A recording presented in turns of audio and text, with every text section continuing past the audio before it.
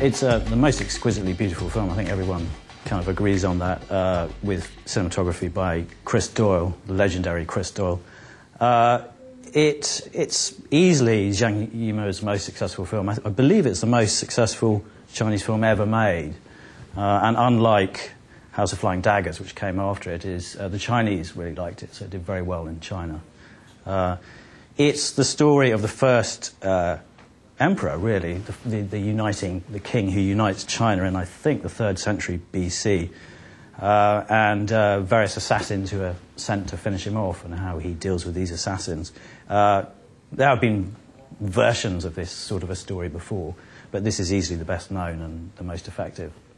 Visually stunning, as you said. I think we do all agree on that. What about the story itself, Kevin? Did it hook you in? Did you like what Zhang had to say?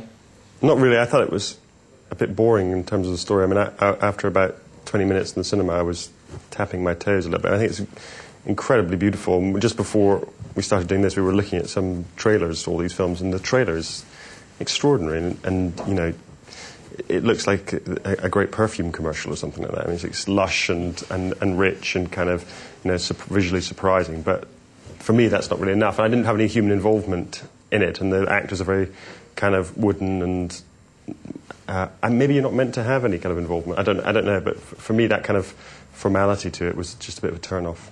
It's a real departure from Zhang's earlier movies. I mean, I think most people, if they had to name a film, they would say Raising the Red Lantern. That would be the film they think of. Is this a conscious effort? Do you think this is a case of someone deliberately pandering to a Western audience, or deliberately making a movie which they know have enough of the vital components to be a breakthrough hit, but not losing too much of their style? I mean, do we need to cut him some slack?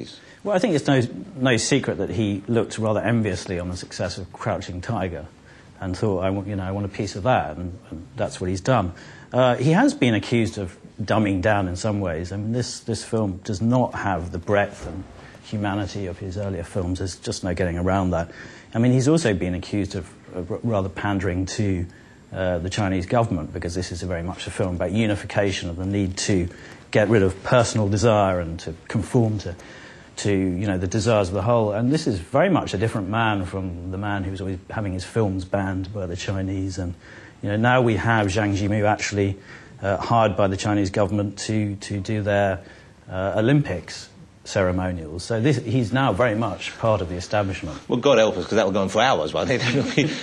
Gillian, we were talking about the lack of humanity perhaps in the film here. Did you like the movie? Did it work for you? No, it didn't really hold me either. I felt, of course it's absolutely stunning, and the colours and the cinematography is exquisite. But I once again didn't know anything about the characters. It was nothing to hold me in that respect either, which is so different from his other films. It's such fantastic character pieces, and you really, get into the blood, sweat, and tears of his characters, and there was just none of that in this film at all. And it is possible to make a film where it can be as stunning, and you can have fight scenes, and you can have all of that, and people suspended in midair for hours on end, and yet care about the characters.